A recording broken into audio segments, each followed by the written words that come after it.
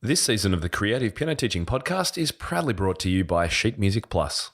One really nice thing is that I actually get a lot more interaction from my students themselves on Instagram. Right. Rather than on Facebook. And so it's really nice because they can see like whatever picture of them and get really excited about it, or they get excited when a video gets posted in a way that they wouldn't if I was just using Facebook.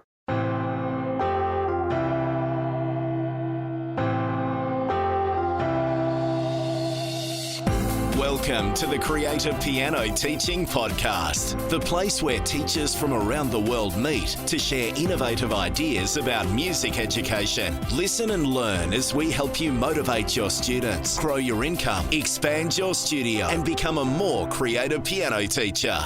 Hi everyone, welcome back to Season 3, 2018 of the Creative Piano Teaching Podcast. You're listening to episode number 135, and a special welcome to you if you're an Inner Circle Piano Teaching community member. My name is Tim Topham, your host for the show, and if this is your first time here, thank you so much for tuning in. The Creative Piano Teaching Podcast is your home for inspiration, ideas, business, and teaching strategies to help support your teaching and grow your studio. Today's episode is all about Instagram. Have you ever wondered whether it's worth spending time on Instagram? Is it a business proposition or is it just a bit of fun? How does it work? How do you streamline the process? Is it possible to schedule posts? What works? What doesn't? If you've ever wondered about using Instagram in your teaching business, then today is the episode for you. Today's show notes and full transcript are now available at timtopham.com/episode 135. My guest today is a piano teacher who also loves books, science fiction, vintage apparel, tea, and cats. The last one's definitely close to my heart. She enjoys exploring new and creative ways to engage with her students and in turn help them invest more in their music and grow to become whole, well-rounded musicians. She's also a superstar on Instagram. Welcome to the show, Dawn Ivers. Thanks for having me on the show, Tim. I'm super stoked to be on the show today. Well, look, I've been following your progress for a little while online, secretly stalking you on Facebook and seeing all the great posts that you've been sharing with people and the help that you've been giving people, particularly when they've been asking about social media. And so I thought, you'd be the perfect person to have on the show today. So tell us a little bit about your studio before we get into today's topic. What kind of teaching you're doing and how your days look? Well, currently I have actually just moved from Southern California, where I was travel teaching for 12 years. And now I'm in central Kansas, and I've been here about 2 months. So I'm in the process of rebuilding, while also teaching some of my students back online still in California. So I have a transitional stage where I'm doing students in studio and students online, sometimes in the same day, one right after the other. So there's that setup in between and everything. My day-to-day is basically that Monday is my administrative day, and so I will spend Monday just working on blogs or studio stuff or maybe some composing or arranging, whatever I feel like doing that day, and then Tuesday through Friday are the days that I focus on teaching. Right. And look, the move from California to Kansas, now that's pretty different parts of the United States, right? I haven't been to Kansas, but I've spent time in California. So is that due to partner's work or family? Because obviously upping and leaving is a big move. Yeah, definitely. My husband is from the town that we moved back to. So he moved out to LA long time ago, met me there. And then when we were looking to buy a house and trying to think about the next life step, we ended up feeling pulled to come back here. Right. And a little bit less expensive than LA to buy a house, I'm sure. Oh, for sure. Yes. I can't believe the rental and property market over there. I mean, Melbourne and Sydney over here are pretty bad, but I was talking to some friends in LA and my goodness, it's another whole world. So, well, that's fantastic.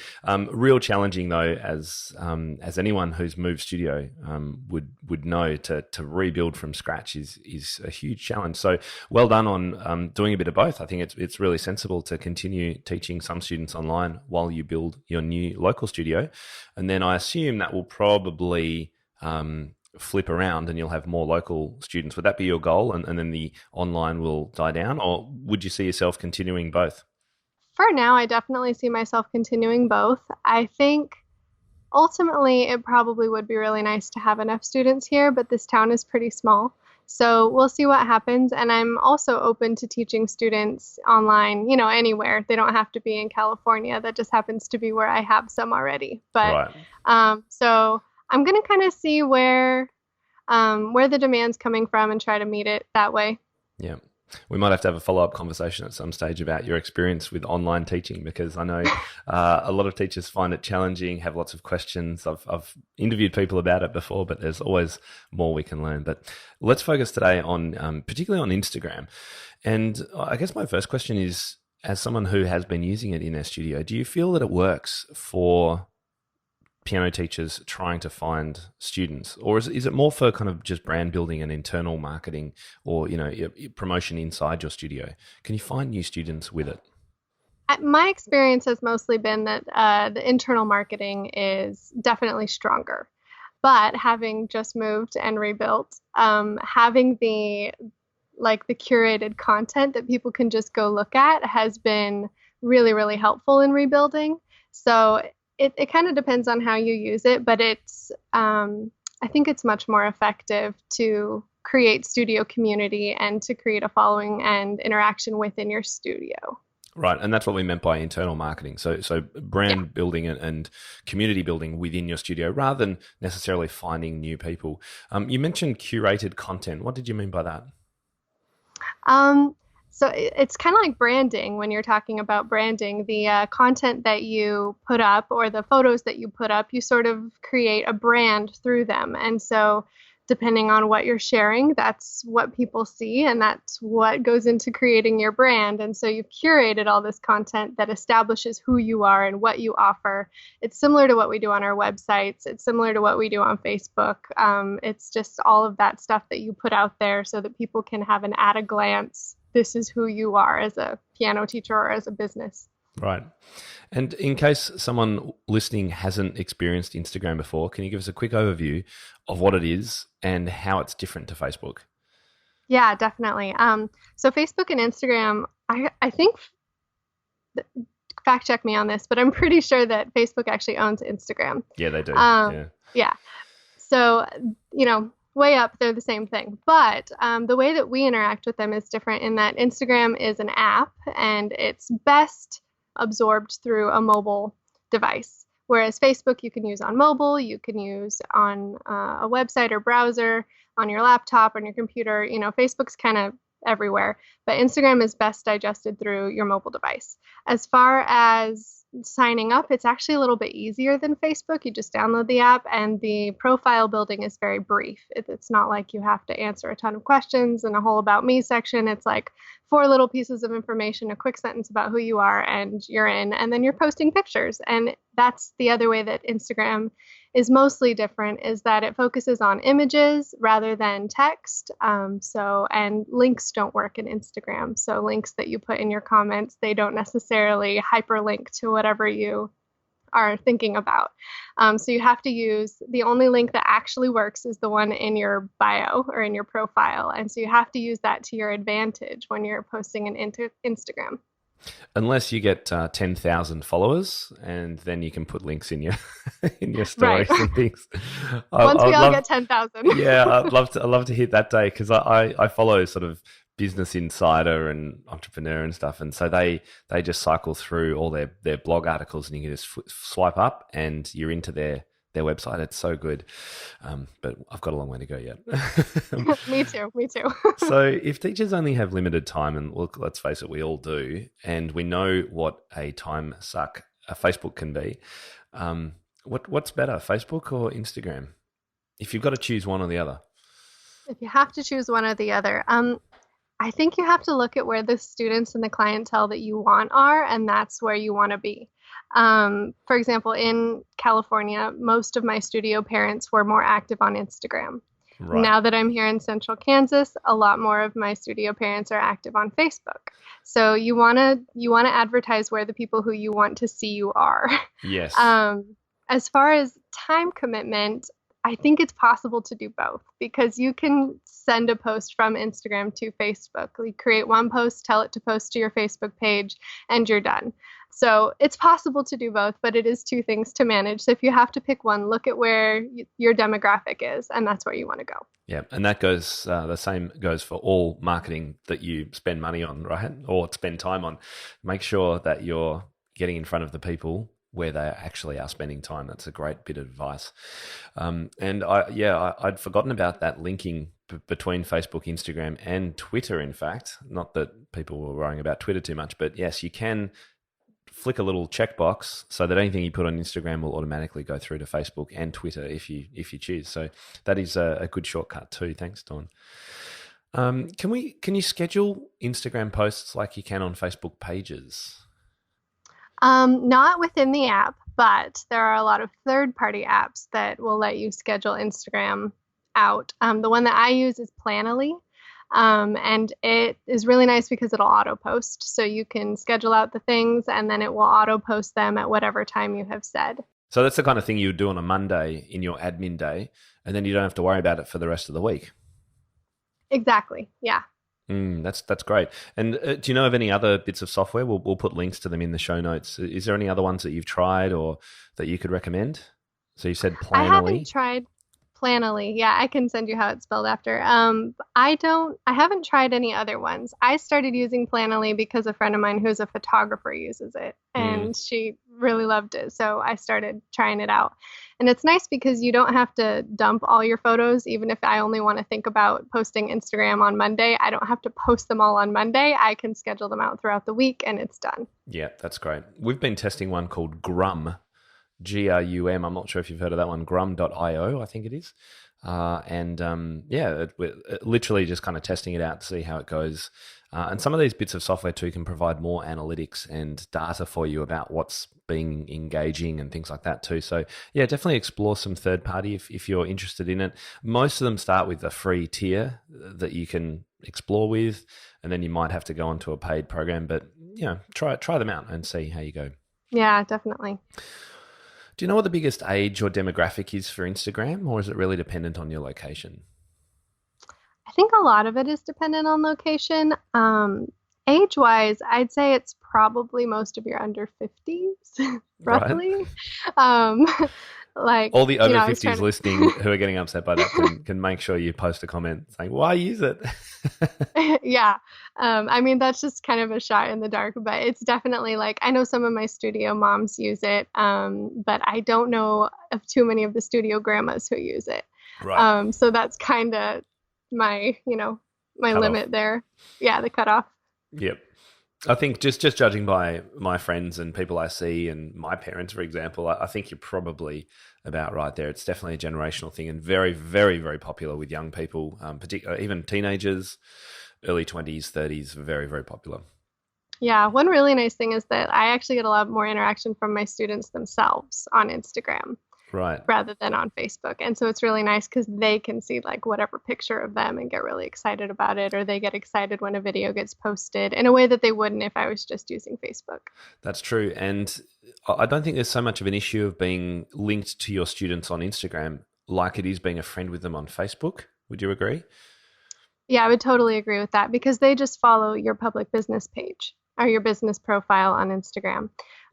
So it's not like they're seeing any content that's wouldn't be on your studio website as well. Right. And that's a big one because I'm often asked about friending students and their parents and things like that on Facebook, because we know that if you are friends with your children's parents and you tag them and their children into pictures, you can get more exposure through Facebook. But we've got to be careful about being friends with students. But as you say, on Instagram, it's different. It's just really that they're just looking at what you post publicly. So that's another great little tip. You can tag your students if you know their usernames into all your uploads. Brilliant. And they'll share it with their friends and their parents will see it and things.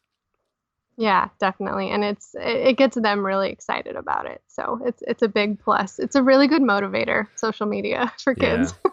So you've mentioned videos before, but what kind of things do you personally post, and what would you recommend teachers post if they start using Instagram? I post a lot of brag photos, which are just photos of my students holding up little signs that say, like, I played a game and beat my teacher, or I memorized my piece, or I was a sight reading superstar. And the brag photos that I use, I got from Teach Piano Today.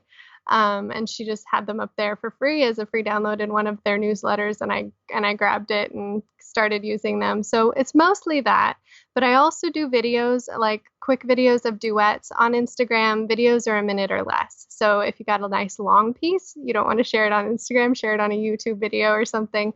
But if you have a quick little snippet or a quick little duet where you just want to share something that happened real quick in the studio, Instagram's a good place to do that.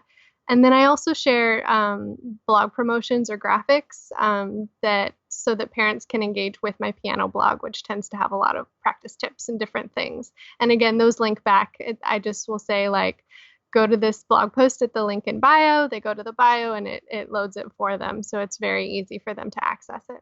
Right. So do you update the link in your bio each week or each new blog post that comes out, or is it just take people to your homepage? It takes people to my blog page, which has little, it's a scrollable page through like the most recent blog tiles of posts. all the posts. Yeah. With the most recent posts. So they can see, and depending on which graphic they clicked on to get there, they'll see that matching graphic and then just click on that to read the article. The most recent is usually at the top, and then it goes from there. Great. And so I just want to reiterate, because it took me a while to realize this when I first started posting. If you post a URL, a hyperlink into a post that you're making on Instagram, it won't be clickable in any way, unfortunately. So you do have to send people to your what's called your bio page. It'd be like your profile page in Facebook. That's where the only clickable link you can have in your profile is. So you have to you either have to update it regularly, or as Dawn is doing, just send them to a page where they can see all the recent things and be able to click from there. So yeah, that's a good tip, but it's quite different to Facebook in that regard. Yeah, and you can't even copy and paste from comments. I know at first I was like, oh, people can just copy the link. You can't really copy and paste either. No. It's very difficult. So you just have to use the system they have in place. Right, unless they change it. Yeah. Now, we probably better talk just quickly about permission for student photos. How do you manage that? I've got a checkbox in my studio policy when students sign up that just says photos can be used on the studio website, Instagram, Facebook, and they can check it or not. And if they check it, I will use their photos. If they don't, I won't use them. Right. So that's how I deal with it. And what kind of percentage ticket? I imagine most probably are happy to. Most do, because they can see how excited their kids are about getting those posts, and it's a good incentive, and they know that. So, and they also know that I don't share like last names. I don't share any like personal information. I'll share a first name and a quick description of what's in the photo, but it's nothing real personal. So you're not going to be traced back at all. I think it's good, just first names and smiling kids' faces with these brag signs. I think that's great. So we'll pop links to the brag signs. Also to, I've interviewed people and I've shared my policies and other teachers' policies before. So if you're interested in how to word that and you've not done that before, then check out our show notes for this episode. Now, a quick word from our sponsor, Sheet Music Plus. Many teachers end up developing their own compositions, plans and arrangements for their students. Why not share these with other teachers and maybe make some extra income to supplement your teaching? SMP Press from Sheet Music Plus has made this process simple. You don't need to own a website or fuss about getting set up with payment processes. They handle all of that for you. All you need to do is upload great materials like technique exercises, games and activities, lesson plans, student compositions, and even arrangements of popular music. They've got the licensing covered too. As an SMP Press member, composers retain the copyright of their self-published music. There are no contracts, and SMP Press is non-exclusive, meaning you can sell your music on other sites as well. SMP takes care of sales, customer service, and digital fulfillment of your music to Sheet Music Plus customers around the globe. Go to timtopham.com/SMP to find out more and sign up today. So you mentioned in regard to videos, you've got a limit of a minute. Are there any other considerations for images or videos on Instagram? Any other considerations? Beyond the photo releases, you want them to be eye-catching. Instagram is very aesthetic, so you want to keep it. People are scrolling through, and you want to catch them on their way so that they'll stop and look at what you've posted. So you want to make sure. I mean, there's that old phrase, Kodak moments. You want those. Those are the ones you post. Right. And do you like using quotes and things not related necessarily to your students playing or holding up their signs? Do you also just share quotes or nice images and things like that? Yeah, so images of your coffee that you're having at your cafe. Sometimes. I tend to only post things on my studio page that are related to piano teaching. So if I'm sitting down at my desk in the morning getting ready for a day of teaching or printing music or something, I can post a picture of that. But like if I'm out on vacation with a friend, I'm not necessarily going to post a picture of that unless we happen to find a piano or something that ties back a little bit. Right. And so I try to keep it relevant to work. And I have a separate personal Instagram page, so those two are separate. But as far as like graphics and quotes, I think those can be really great. Also, jokes kind of play well if you can find a graphic of a joke or a funny musical quote or a random musical fact that might catch people's attention. Those can be fun. And one thing that works really well too is actually reposting. Always give people credit, of course, but you can repost on Instagram the same way that you can share on Facebook. So if you see something from another Instagrammer that you like and that you want to share with your students, you can do that. How do you do that? It's another third-party app. So you need to download another app on your phone. Yeah, it's called Repost. There are several that do it. The one I use is called Repost. And as long as the profile that you're seeing the graphic you want on is public, you can just copy the link and then open Repost, and it'll automatically detect that you have that link copied. And then you can take it back into Instagram following their instructions. Right. Okay. And it will automatically put a little watermark in the bottom corner saying repost in the original person's profile, I think. I've seen them before anyway. But you should always leave it in because you need to give credit to the people who took the picture or created it. Totally. No, that's a good tip because I wondered about that. And I always think it's funny with Instagram that they've restricted things like linking in posts and being able to repost or share in the same way. And I can't work out whether it's something they might do later on or they're just trying to keep it different to Facebook. Who knows? I think they might be trying to keep it simpler than Facebook because Facebook is there's so much and Instagram is very much just picture, caption. And if they add too many features, I think, they're not going to be distinct from Facebook anymore. Right. No, that makes sense. And what about hashtags? I think people can get a little bit wound up with how to do it, what they mean. Can you just give us a quick overview? What are they and are they relevant for teachers listening? So hashtags are a way that people can find you. So say you put hashtag piano lesson and somebody decides to click on a hashtag piano lesson and look through all the pictures that people have tagged that way, they might come across your picture. So it's a way that people can find you. But it's also a filing system. So one thing that I do with hashtags is I have a hashtag Dawn's Piano, and anything that I hashtag with that from my Instagram will automatically go into a widget on my website. So you can use them as a filing system to sort of catalog your photos within your own account. That is very clever. That's a new idea for me as well. So it's kind of like a categorizing, like categories, isn't it? In some ways. So you could have, if you did share a photo of you at the cafe or whatever, that might not be tagged Dawn's Piano, but the Dawn's Piano ones are. And they're also tagged piano lessons. So if someone's, because you can search by hashtag, that's the other thing that people might not realize. So yes, you could search for Dawn's Piano and find her profile, but you could also search for cute cat photos and find my beautiful cat. Oh, you've got a cat as well, haven't you? I do. He has his own hashtag as well. Oh, really? Go on then. What is it? Philanthropist the cat, because that's his name. Philanthropist? Yeah, Philanthropus. Philanthropus. Oh, that's so cute. That's a real mouthful, though. So you call him Philo. That's great. What kind of cat is it? He's a tabby. Oh, cute. Classic tabby. Cute. So you can actually search on Instagram by hashtag. And so that's why I think Dawn's really recommending, yes, hashtags are really useful. So whatever you post, if it's something that you would like people to be able to find, particularly if it's a business thing and you're trying to get more traffic and more people to find you, then hashtag it with piano teaching type things.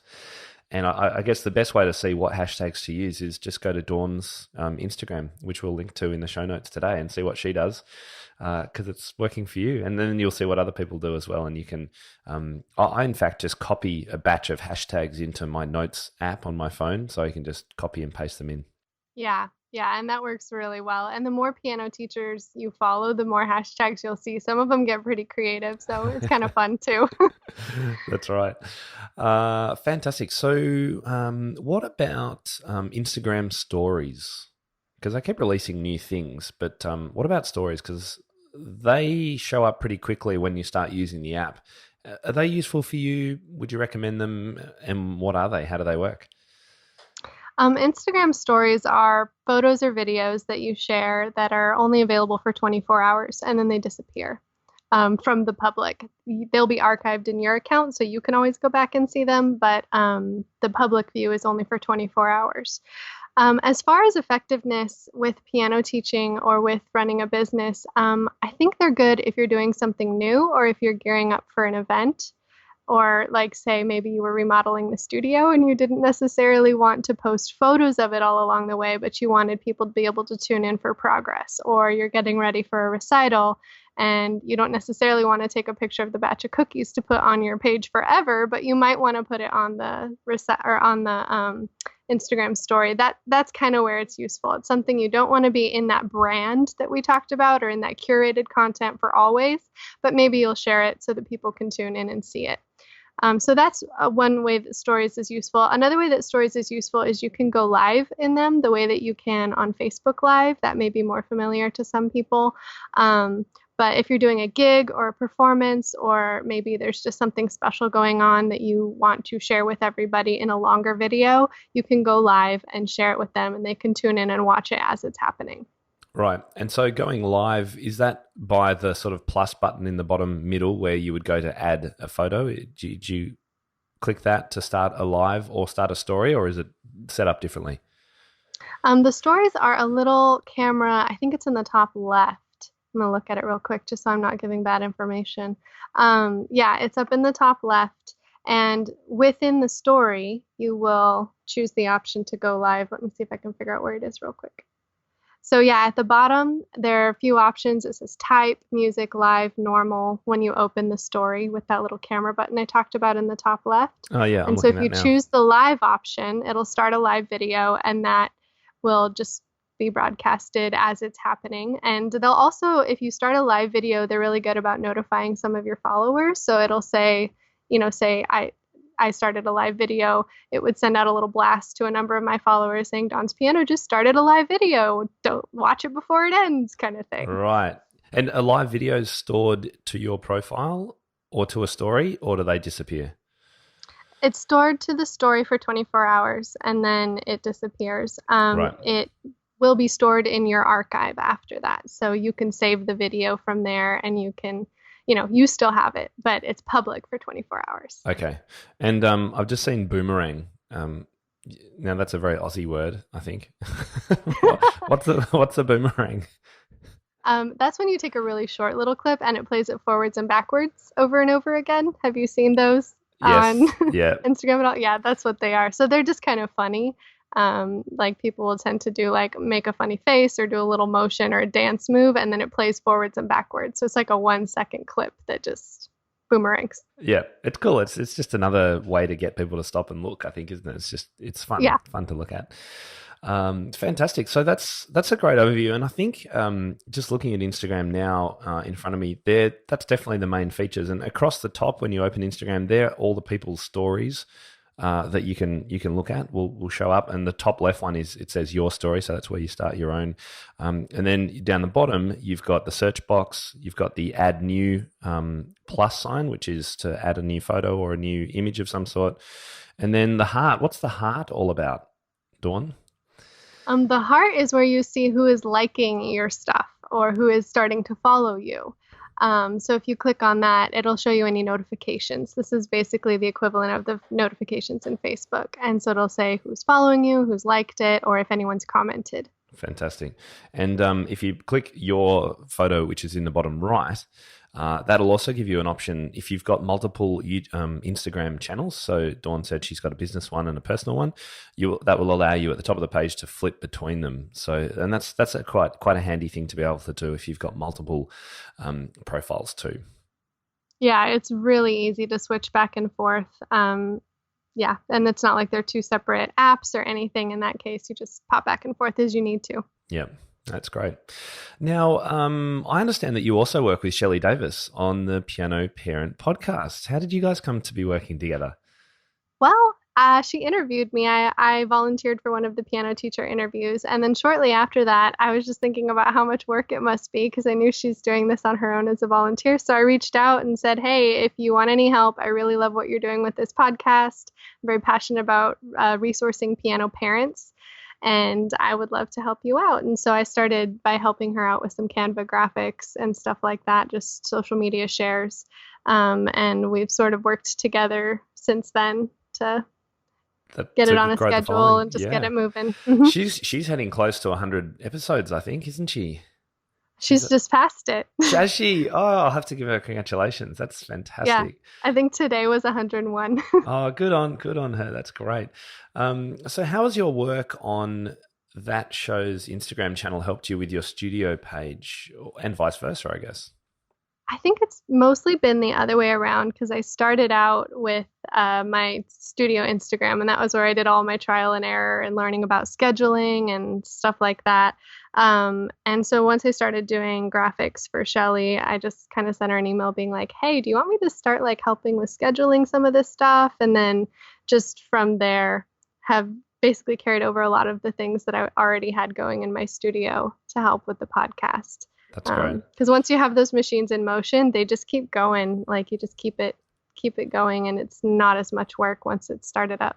That's true. And I think Canva is great because you can create templates quite easily in it. So Canva, for those who don't know, is a great online graphic design software. And it's free. I think it's free, isn't it, for most levels of use, at least getting started. Yeah. And it makes things look so cool. Like it's just very, very well designed to make anyone, regardless of your design skills, look really good. So do check out Canva, and you can create templates in there too. So you can create, and they already have templates for Instagram posts and Facebook posts and everything. So you can make a really great head start on making things look good and giving it a bit of a sense of your own brand really easily with Canva. So that's a great tip too. So wrapping up now, any kind of final tips you'd have for teachers looking to use Instagram in their studios? Yeah, I think one thing that I have found really useful, and I alluded to this a little bit earlier, is if you use a hashtag and then create a widget for your website that will put your Instagram photos onto your website. Because we love having new, up-to-date, changing photos on our website, but it can be tricky to remember to cycle them out sometimes. And so the widget generator that I use on my website is called Light Widget. And I paid a one-time fee to get this widget. It's responsive, which means it adjusts to the size or the type of device being used. And just is very easy. It automatically uploads everything. I did just try another one yesterday because I started another personal blog, and I didn't want to pay for it, but I tried one called Snap Widget that was free. And it's very similar. The only difference is that it doesn't link back to Instagram. It links back to your photo hosted within Snap Widget's own website. But it's a free option if you wanted to get started and try out having some of your Instagram stuff show up on your website. And it's easy. They give you the code, you paste it in, and you're done. That's fantastic. What a great tip. Really good.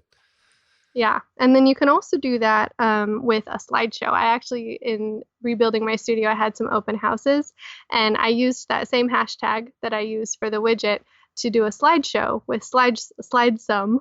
And I just had that running in the background during the open house so people who attended could see some of the stuff going on. So this might be fun as like as people are coming into a recital or things like that. You can, again, use that content that you've been working hard on in every way you can. Just integrate your platforms all over the place. That's brilliant. So that was Slide Sum, SUM or SOME? SOME. Slide Sum, great. And the and the two widgets you're using, are they WordPress plugins? My site's a Blogger site, so it's just code that I paste into a Blogger. Okay, so it's an HTML code, so you should be able to use it on any site. Okay, that's great. Yeah. Good. And if you don't know what we're talking about with HTML and code and all that, then that's totally fine. A developer will be able to help you with that if you need it. But don't worry too much about all of that. It's much more important to get your website started first, and then you'll start to get your head around these kinds of words. And I really like what you were saying about that being a great way to keep your website up to date without you having to do anything, because you're already posting things on Instagram. You can just push them through effectively to your website. So there's new things happening on your website without you having to be there and actually embed new photos, and because we don't have time to do that. So I think that's an absolute ripper tip. So thank you. Yeah, no problem. I mean, I love it. It makes me look like I'm so on top of it and I haven't done a thing. That's great. We all like that, right? It's like giving students music, which is actually really easy, but makes them look like absolute superstars. What a winning combination. Right. That's fantastic. And sometimes we all need those things. Totally. So we better tell everyone what your Instagram profile is so they can go and check it out.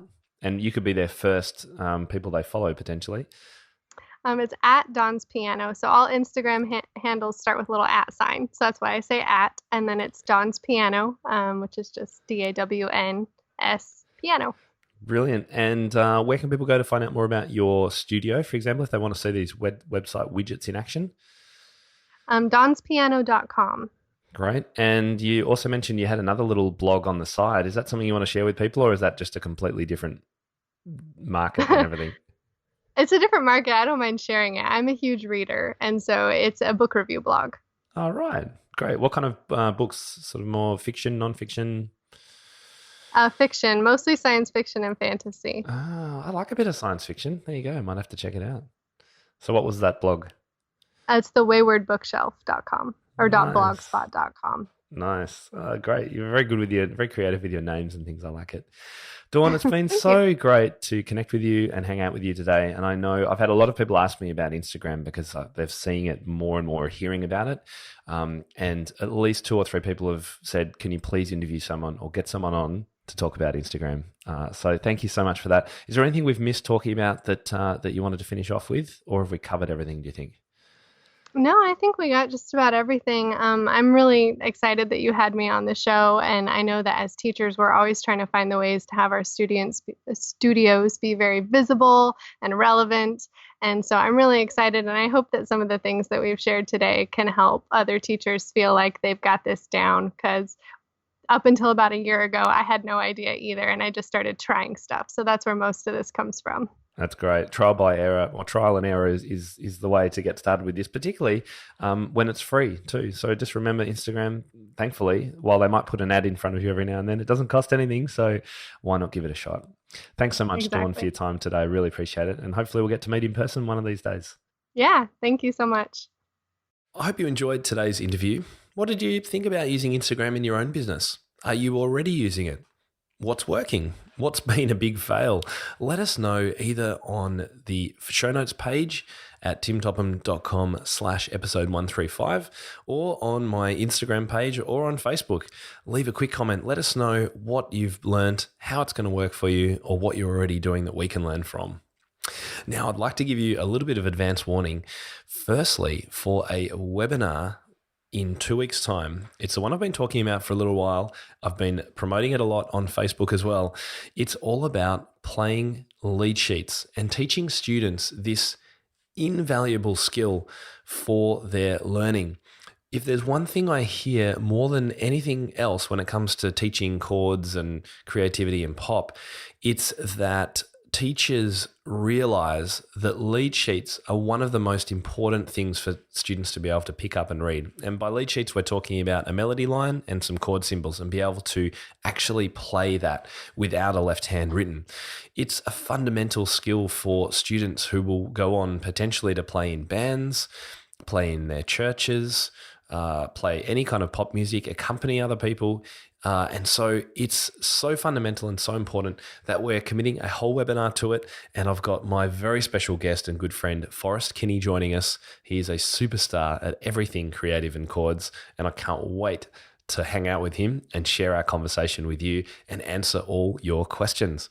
So the webinar is on Monday, the 27th of August at 8 a.m. in Melbourne. That would be Sunday evening if you're in the United Kingdom or EU, and Sunday afternoon or early evening in the United States on the 26th. So pop that date in your diary now and head over to timtopham.com/webinar to register. It's going to be a fantastic event, and I can't wait to share it with you. Now, I'm also really excited because over in the Inner Circle, we're starting our next 4-week challenge next week. And for those of you who aren't involved, or if you are a new member and you're not familiar with it, our 4-week challenges are exactly what they sound like.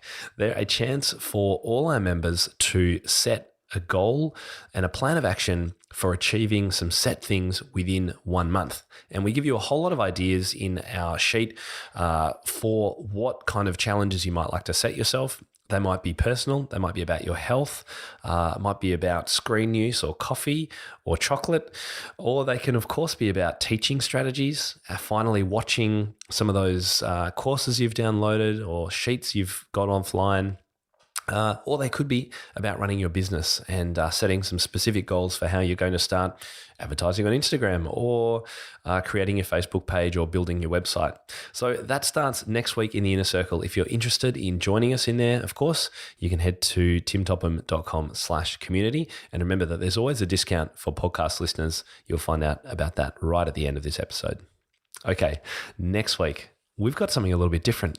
It's a case study, and the case study is from one of my members, and it's all about how to hire your first teacher. So one of our IC members comes on the call, and she's from Perth, and she tells a story of hiring her first teacher. And so we talk about things like what's best, hiring an experienced older teacher or hiring someone younger who that you can train and help with getting into your methods and your culture. What do you pay them? How do you train them? How do you know when it's the right time to even do this? And how can you keep an eye on what they're teaching?